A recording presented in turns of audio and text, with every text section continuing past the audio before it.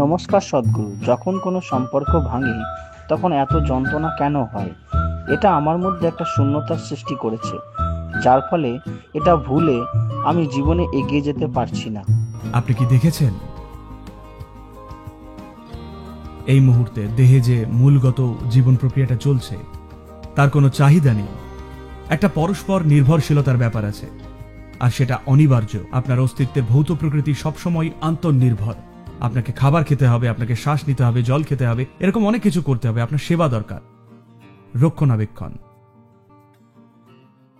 কিন্তু যা স্বয়ং এই জীবনকে উৎপন্ন করছে তাকে স্বয়ং সম্পূর্ণ কিছু বলেই মনে হয়। It does not need. তার কারোর সাহায্য লাগে না, তাই তো? আপনি কি ভাবেন? আপনার কি তাই মনে হয়? হ্যাঁ কি না? হ্যাঁ, এটা তাই। তাহলে চাহিদাটা কার? এই যে আপনার অন্য একজনের সঙ্গ পাওয়ার, এই যে কখনো না পূরণ হওয়া চাহিদাটা আছে, এটার উৎসটা কি? আপনার চিন্তা আর আবেগের প্রকৃতিটাই এরকম। হয়তো আপনার জীবনের একটা পর্যায়ে আপনার দেহটাও ওরকম করে।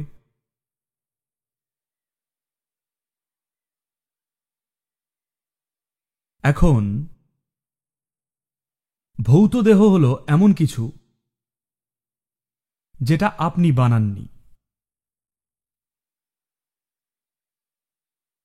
আপনি দেখবেন, এমনকি যদি আপনি আগ্রহী হয়ে পড়েন একটা বইতেও, ধরুন একটা সাসপেন্স থ্রিলার পড়ছেন, দেখবেন আপনার সমস্ত ভৌত চাহিদাগুলো ভুলে যাবেন। খেয়াল করেছেন কি? আপনি খালি একটা ফালতু সাসপেন্স থ্রিলার পড়ছেন, কিন্তু সেটাই যথেষ্ট। 2 ঘন্টা ধরে খাওয়া, এটা সেটা ভুলে গেলেন, সমস্ত ভৌত চাহিদাগুলো এমনি হাওয়া, তাই না? তাই এটা খুব সহজেই অতিক্রম করা যায় যদি আপনি চান। বলছি না যে করবেনই, কিন্তু আপনি চাইলে ভৌত অস্তিত্বকে খুব সহজেই আয়ত্ত করা সম্ভব। এটা তেমন কঠিন নয়। এখন কাউকে হারানোর কষ্টটা হলো মূলত মানসিক আর আবেগজনিত। তো আপনি যে তার মানসিক ধাঁচাটা, আপনার যে মানসিক ধাঁচাটা আছে, অন্তত সেটা আপনার হাতেই তো তৈরি হওয়া উচিত, তাই না? নিজের মানসিক গড়নটা যদি আপনি নিজেই গড়েন, তাহলে কি আপনি সেটাকে এক দুঃখময় সম্ভাবনা করে তুলবেন, নাকি এক আনন্দময় সম্ভাবনা? যদি নিজের হাতে গড়তেন, আরে আমি তো বলছি আপনি নিজের জন্য কি চান সেটা নিয়ে। আপনি নিজের প্রতিবেশীর জন্য কি চান সেটা হয়তো তর্কের বিষয়। অন্তত নিজের জন্য আপনি যা চান সেটা দুঃখ নয়। কোনো মানুষই এমন চায় না। এটাই প্রমাণ করে আপনার মানসিক প্রক্রিয়াটা বা আপনার মানসিক গড়নটা আপনি সচেতনভাবে নিজে যেভাবে চান সেইভাবে বানাননি। এখন তাহলে এর মানে কি? ফুস করে কালই সম্পর্কটা ভেঙে গেলে আমার কিছু যায় আসবে না, আর পরের দিন থেকে জীবন যেই কে সেই? না না না না, আমি তা বলছি না। আমি শুধু বলছি আপনি এমনভাবে বাঁচুন যেন এই মুহূর্তেই আপনি কারোর জন্য মরতে প্রস্তুত থাকেন। কিন্তু যদি এমন হয় যে তারা কালই মারা গেলেন, আপনি নয়, তারা মরলেন, এমন হলেও আপনার সহজভাবেই জীবনে এগিয়ে যেতে পারা উচিত। কিন্তু আজকে যেন এমনভাবেই বাঁচেন যে আপনি যেন সত্যিই মন থেকে ওনার জন্য মরতেও প্রস্তুত। তা না হলে জীবনের কোনো পবিত্রতাই থাকে না। আপনি এটাকে একটা লজিক্যাল ক্যালকুলেশন করে তুললে, হাজার হোক আমি তো স্বনির্ভর একটা জীবন, আমার আবার কাউকে কেন দরকার পড়বে, এইরকম ভাবলে আপনার জীবন একেবারেই কুৎসিত হয়ে উঠবে।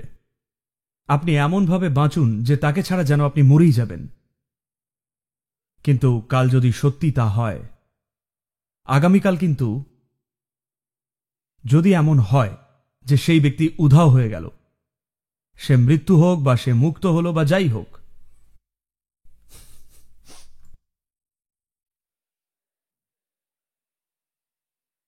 একমাত্র তখনই আপনাকে এটা যে এক স্বনির্ভর জীবন সেটা দেখতে হবে, কিন্তু সেটা আজই দেখলে আপনার জীবন কুৎসিত হয়ে উঠবে। তো মানুষজন এই পার্থক্যটাই করতে পারেন না। হয় তারা হয়ে যান নৃশংস, মেয়েবাজ, অথবা তারা আবেগে এতই ডুবে তলিয়ে যান যে তারা নিজেদের সম্পর্কটাকে উপভোগী করতে পারেন না। বেশিরভাগ সম্পর্কগুলোই শুধু সম্পর্কের শুরুতেই তারা একটু হাসি খুশি থাকেন, আর তারপর থেকে একটানা সম্পর্কের জটিলতার যন্ত্রণা। বেশিরভাগের ক্ষেত্রেই দুর্ভাগ্যবশত। এটা হচ্ছে কারণ আপনি এই জিনিসটার প্রকৃতিকে বোঝেননি। আপনি এই জিনিসটার প্রকৃতিকেই উপলব্ধি না করে আপনি ওই জিনিসটার প্রকৃতিকে জানার চেষ্টা করছেন, আর তা কখনোই সম্ভব না। আপনার যদি সুন্দর এক সম্পর্ক থেকে থাকে, বেশিরভাগ সময়ই তা হয় কারণ অন্য কেউ সুন্দর বলে। এটা ভালো জীবন নয়, তাই না? আপনার চারপাশে সবার সাথেই চমৎকার সম্পর্ক থাকা উচিত আপনার নিজের গুণের বলে, অন্য কেউ কেমন তার গুণে নয়। আপনার হাতে এই বিকল্পটুকুই আছে। আপনি হয় পুরো জগৎকে আপনার ছত্রছায়ার স্বস্তিতে থাকতে দিতে পারেন, অথবা আপনি সব সময় অন্য কারোর ছায়ায় আশ্রয় নিতে মরিয়া হতে পারেন। সব মানুষের হাতেই এই দুটো বিকল্পই আছে।